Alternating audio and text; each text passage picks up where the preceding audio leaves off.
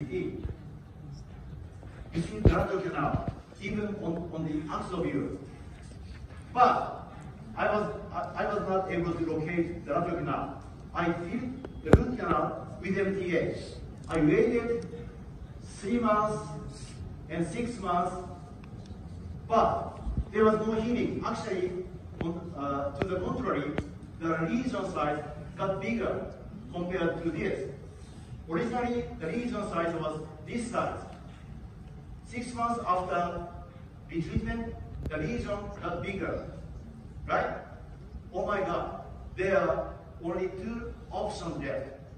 One is to do the intentional tooth replantation.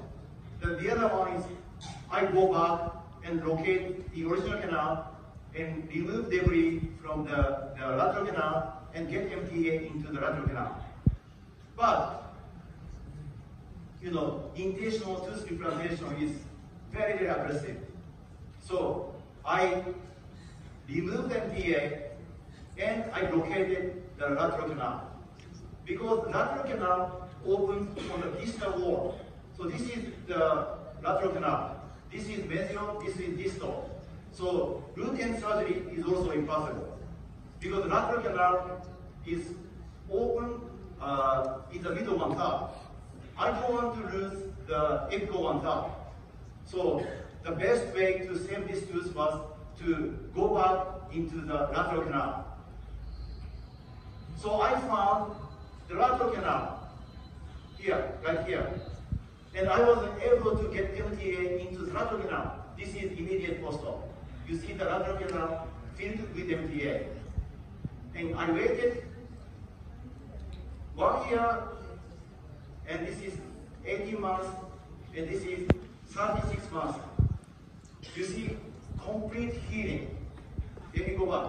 Even after 6 months, you see no more, you see the lesion size is completely small, almost small. After waiting another 16 months, you see complete loss of that lesion. Yeah.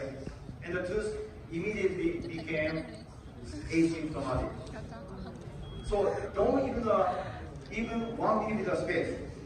1 millimeter space makes a big difference. Okay? 1 millimeter space is big difference. You need to get MTA into the small space.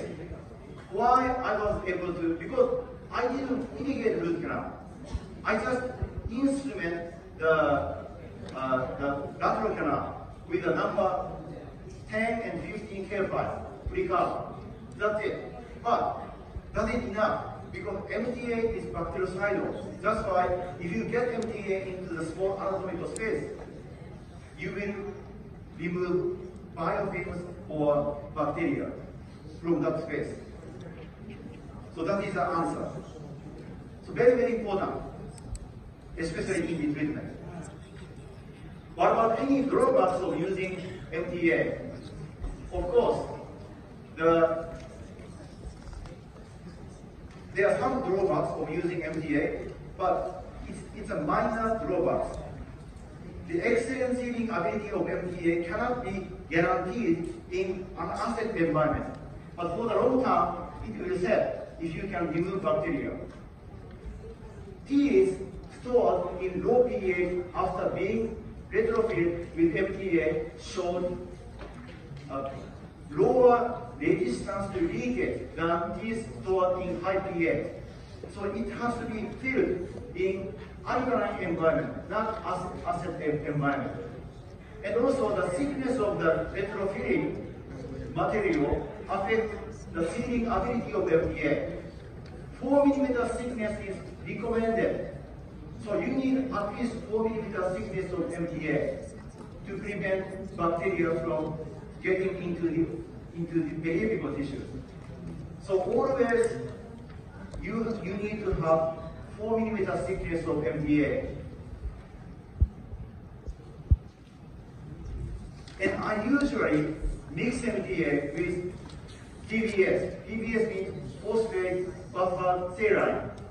Because the Professor Yu from Seoul University showed LTA oxidation mixed with PBS promoted crystallization and bacteria entombment, leading to elimination of bacteria in the canal.